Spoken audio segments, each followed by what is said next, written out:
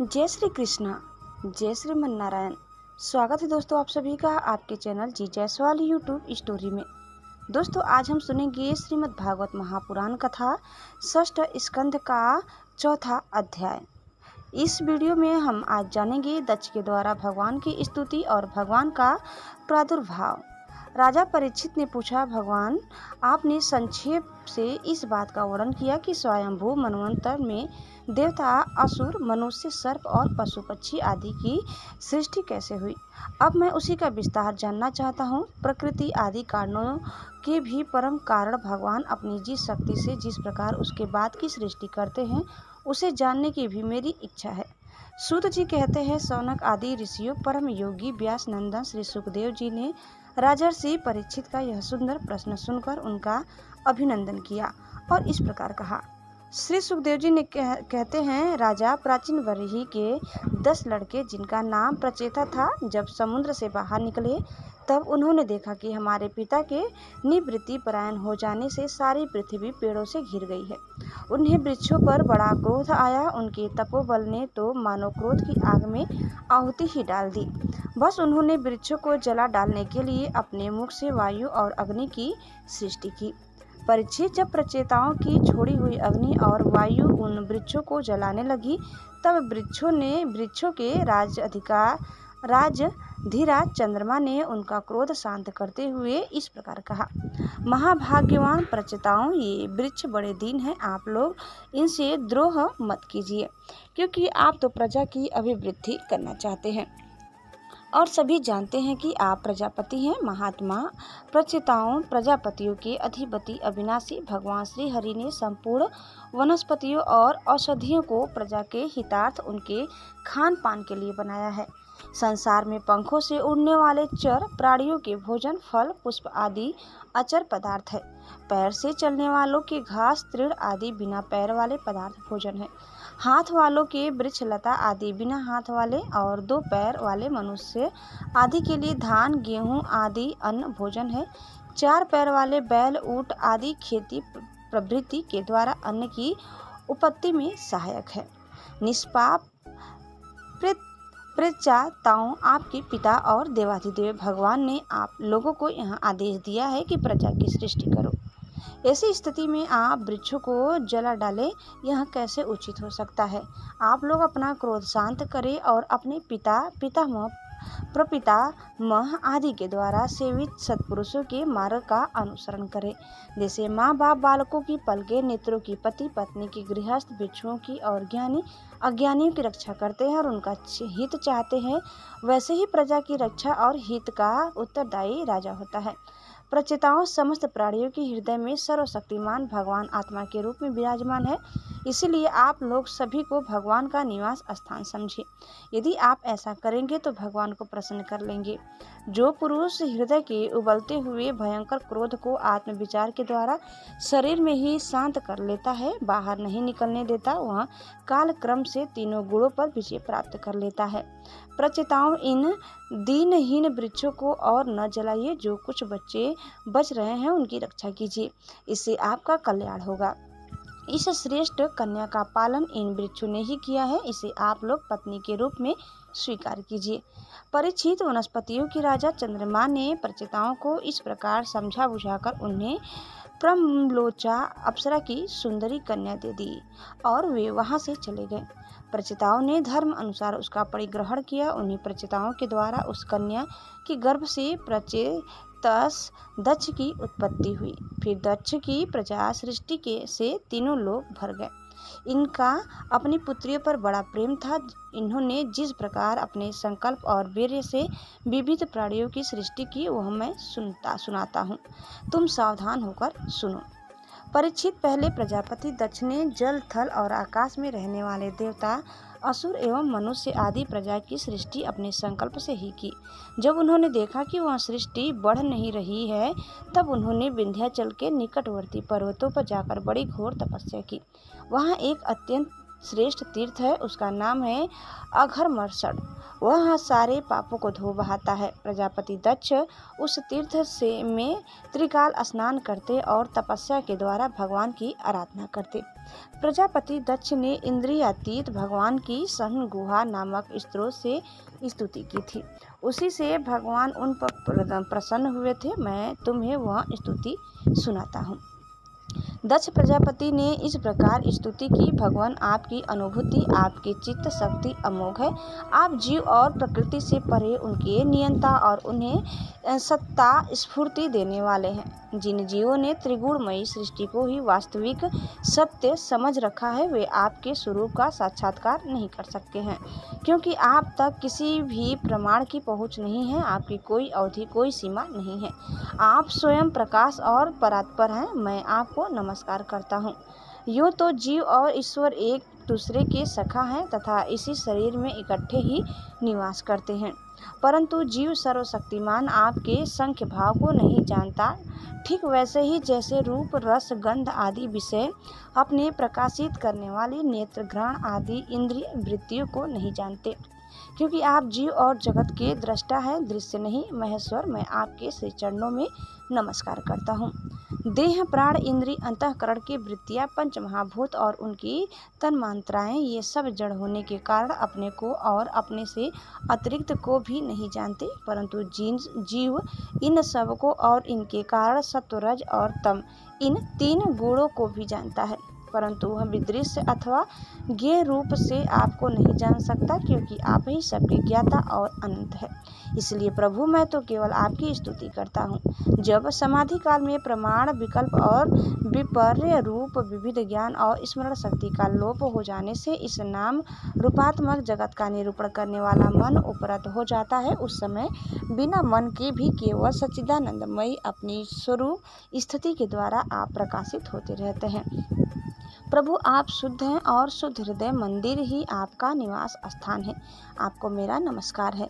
जैसे याज्ञिक लोग काष्ठ में छिपे हुए अग्नि को सामीधेनी नाम के 15 मंत्रों के द्वारा प्रकट करते हैं, वैसे ही ज्ञानी पुरुष अपनी 27 शक्तियों के भीतर गुण भाव से छिपे हुए आपको अपनी शुद्ध बुद्धि द्वारा हृदय में ही ढूंढ निकालते हैं। जगत में जितनी भिन्नताएं देख पड़ती हैं वे सब माया की ही माया है। माया का निषेध कर देने पर केवल परम सुख के साक्षात्कार स्वरूप आप ही अवशेष रहते हैं, परंतु जब विचार करने लगते हैं तब आपके स्वरूप में माया की उपलब्धि निर्वचन नहीं हो सकता। अर्थात माया भी आप ही हैं, अतः सारे नाम और सारे रूप आपके ही हैं। प्रभु, आप मुझ पर प्रसन्न होइए, मुझे आत्म प्रसाद से पूर्ण कर दीजिए। प्रभु, जो कुछ वाणी से कहा जाता है अथवा जो कुछ मन, बुद्धि और इंद्रियों से ग्रहण किया जाता है वह आपका स्वरूप नहीं है, क्योंकि वह तो गुण रूप है और आप गुणों की उत्पत्ति और प्रलय के अधिष्ठान हैं। आप में केवल उनकी प्रति त्रिमात्र है। भगवान, आप में ही यह सारा जगत स्थित है, आपसे ही निकला है और आपने और किसी के सहारे नहीं, अपने आप से ही इसका निर्माण किया है। यह आपका ही है और आपके लिए ही है। इसके रूप में बनने वाले भी आप हैं और बनाने वाले भी आप ही हैं। बनने बनाने की विधि भी आप ही हैं, आप ही सब से काम लेने वाले भी हैं।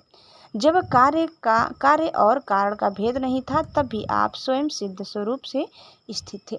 इसी से आप सबके कारण भी है। सच्ची बात तो यह है कि आप जीव जगत के भेद और स्वगत भेद से सर्वथा रहित एक अद्वितीय हैं।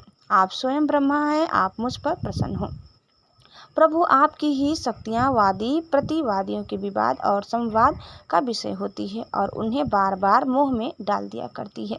आप अनंत, अप्राकृत, कल्याण गुण गणों से युक्त एवं स्वयं अनंत है। मैं आपको नमस्कार करता हूँ। भगवान, उपासक लोग कहते हैं कि हमारे प्रभु हस्त पाद आदि से युक्त साकार विग्रह हैं और सांख्यवादी कहते हैं कि भगवान हस्त पाद आदि विग्रह से रहित निराकार है। यद्यपि इस प्रकार वे एक ही वस्तु के दो परस्पर विरोधी धर्मों का वर्णन करते हैं, परंतु फिर भी उसमें विरोध नहीं है, क्योंकि दोनों एक ही परम वस्तु में स्थित है। बिना आधार के हाथ पैर आदि का होना संभव नहीं, और निषेध की भी कोई न कोई अवधि होनी ही चाहिए। आप वही आधार और निषेध की अवधि हैं, इसलिए आप साकार निराकार दोनों से ही अविरुद्ध सम परम ब्रह्मा है। प्रभु आप अनंत हैं, आपका न तो कोई प्राकृतिक नाम है और न कोई प्राकृतिक रूप।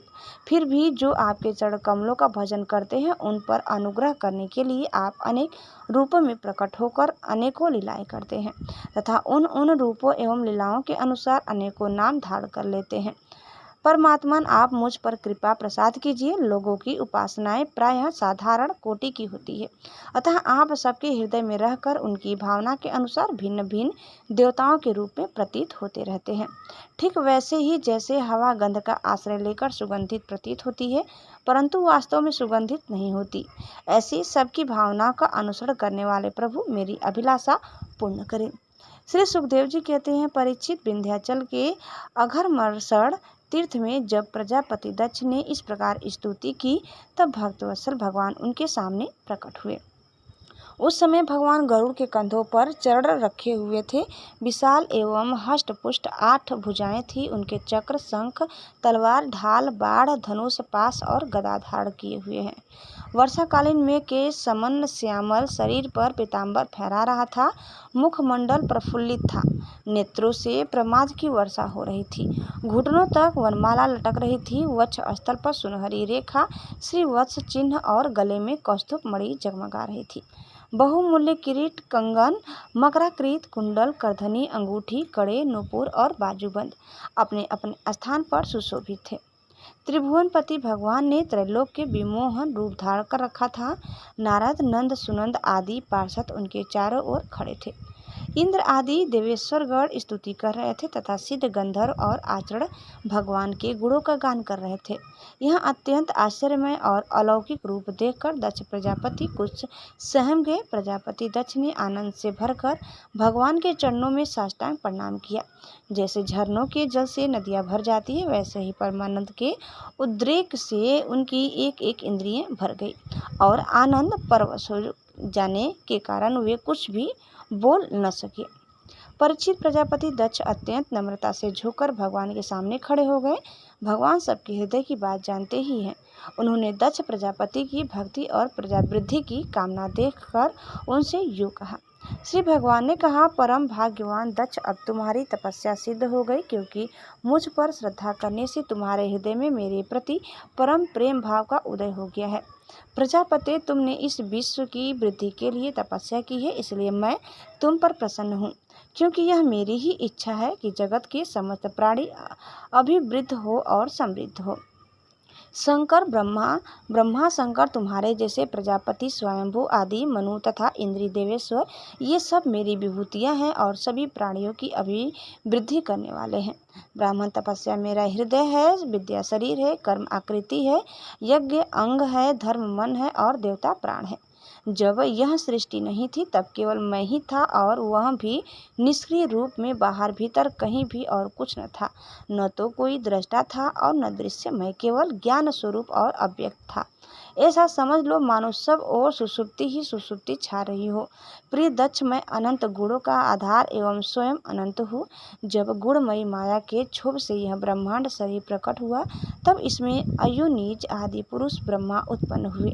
जब मैंने उनमें शक्ति और चेतना का संचार किया, तब देव शिरोमणि ब्रह्मा सृष्टि करने के लिए उत्थित हुए, परंतु उन्होंने अपने को सृष्टि कार्य में असमर्थ सा पाया। उस समय मैंने उन्हें आज्ञा दी कि तब करो। तब उन्होंने घोर तपस्या की और उस तपस्या के प्रभाव से पहले महल तुम 9 प्रजापतियों की सृष्टि की। प्रिय दक्ष, देखो, यह पंचजन प्रजापति की कन्या अक्षिनी है। इसे तुम अपनी पत्नी के रूप में ग्रहण करो। अब तुम गृहस्थोचित स्त्री सहवास रूप धर्म को स्वीकार करो। यह अक्षिनी भी उसी धर्म को स्वीकार करेगी, तब तुम इसके द्वारा बहुत सी प्रजा उत्पन्न कर सकोगी। प्रजापते, अब तक तो मानसी सृष्टि होती ही थी, परंतु अब तुम्हारे बाद सारी प्रजा मेरी माया से स्त्री पुरुष के संयोग से ही उत्पन्न होगी तथा मेरी सेवा में तत्पर रहेगी। श्री सुखदेव जी कहते हैं, विश्व के जीवनदाता भगवान श्री हरि यह कहकर दक्ष के सामने ही इस प्रकार अंतर्ध्यान हो गए जैसे स्वप्न में देखी हुई वस्तु स्वप्न टूटते ही लुप्त हो जाते हैं। दोस्तों, इस प्रकार कथा यही समाप्त होता है। उम्मीद करते हैं कि आपको हमारी आज की कथा जरूर पसंद आई होगी। आगे की कथा सुनने के लिए आप दूसरे वीडियो को अवश्य देखिए। दोस्तों, आपको हमारी आज की कथा कैसी लगी कमेंट करके ज़रूर बताइए। चैनल में नए हैं तो प्लीज़ लाइक शेयर और सब्सक्राइब करना न भूलें। धन्यवाद। जय श्री कृष्णा, जय श्रीमन नारायण, ओम नमः शिवाय, हर हर महादेव। एक बार प्रेम से बोलिए श्री बांके बिहारी लाल की।